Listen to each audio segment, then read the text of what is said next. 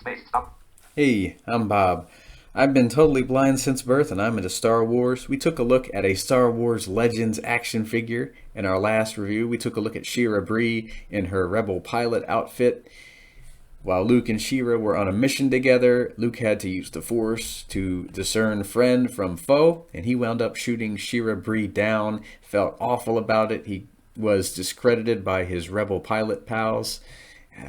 Vader, of course, had planned this all along. He had used Shira Bree. Shira was an Imperial intelligence agent. She also had Force abilities the whole time, so she was planted in the rebellion.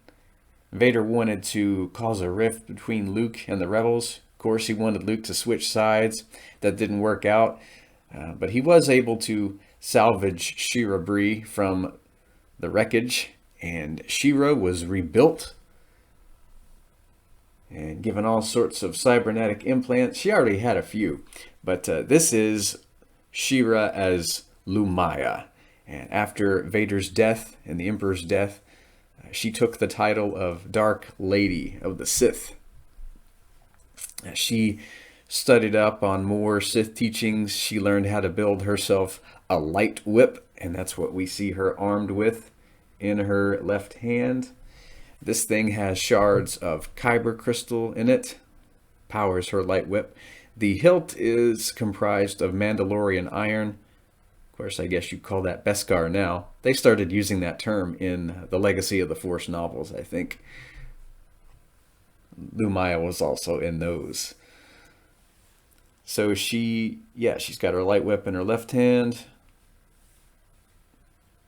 Here she is from the front. We'll turn her around so you can see her from the right. And she has got this long and flowing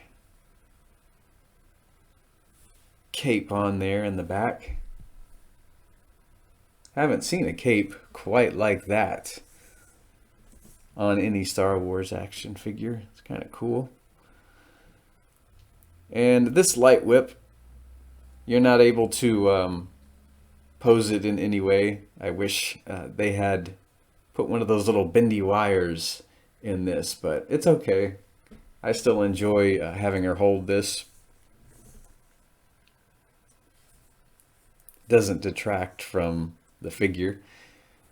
Now you can pop Lumiya's head off here, which is kind of funny if you've read the Legacy of the Force novels.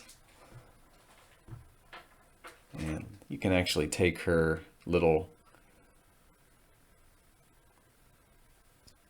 cape off too if you want.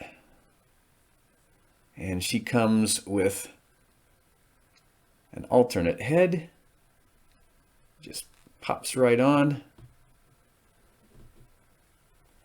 So here she is with her hairdo there. Don't know how well you're able to see her face. Let me see if I can't get her left arm down. There we go. She's got her light whip behind her now. Wanted to see if we could try and get her face shown off a little bit there. You can tell this is definitely Shira Bree, although her hairdo is even more wild here. I don't know how she was able to keep it bunched up beneath that mask of hers. And they've got her fitted with this light cybernetic armor.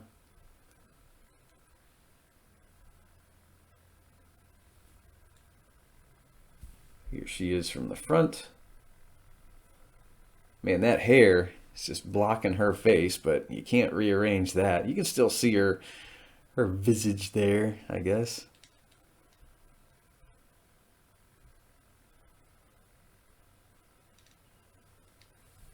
Show her from the left here. She's coming off of her little Comtech chip I put her on. Come on, Lumiya. Behave, ya twisted sister. We'll raise her light whip up again. I like this weapon. We did see a Zygerian slaver wielding this in the canonical Clone Wars TV show. So the light whip's canon. That's pretty cool. I don't know if it looked quite like this. That's yeah, it's a pretty cool looking weapon for Lumiya to wield. I haven't taken the rubber band off of the light whip, so she's still holding it pretty well. I guess I should probably do that one of these days. And I like the fact that the whip isn't detachable from the hilt, because I think this was still when Hasbro was doing those pegs that could you know, be pegged into the lightsaber hilt. You could detach your blade from your hilt and all that, but not so with this. I'm really glad of that. Okay, turn her around. Yeah, she's got some armor going down her back too.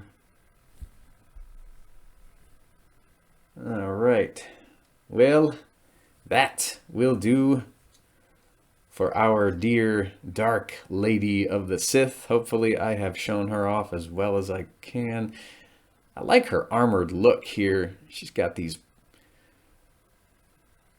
well, what look to be like massive gauntlets on her hands and everything. And this is all cybernetic armor. They just, you know, built it around her so it would be a more lithe form for her, so she could duel and do all the things she needs to do. I think they had another look for her in the comics. It was more of a Vader-esque armor before she got this look. It would have been cool to have the other version of Lumiya too. Her helmet looked more Vader-esque, and I think it had a vocoder on the front like his. But yeah, this version of her is really interesting. Nice to be able to have her. I found her back in 2009, maybe 2010, early 2010, I think. So I had to get that Shira Bree Pilot Evolutions 3-pack because I wanted both the versions of Shira Bree, both in her Rebel Pilot outfit and then as Lumiya. So it's pretty cool. I guess you can pronounce it Lumiya too. It's Lumiya. I've got two different versions of the Legacy of the Force series, both unabridged and abridged. And Mark Thompson, he pronounces her name Lumiya, which I tend to really like the sound of. And the guy who reads the Library for the Blind version unabridged, he calls her Lumiya. So I don't know, you could say it any way you want. You know how Han Solo is called Han Solo sometimes. And Leia is called Leia by Jan Dodona, I think, in A New Hope. So yeah, just pronounce it any old way you want to. So that'll do for Lumiya, or Lumiya. I guess if you live in the South, you could pronounce it Lumiya. Hey, Lumiya, y'all be careful with that light whip now. You don't want to hurt somebody with that there thing. So I guess we will call this a video, and I will hear you guys in the next one.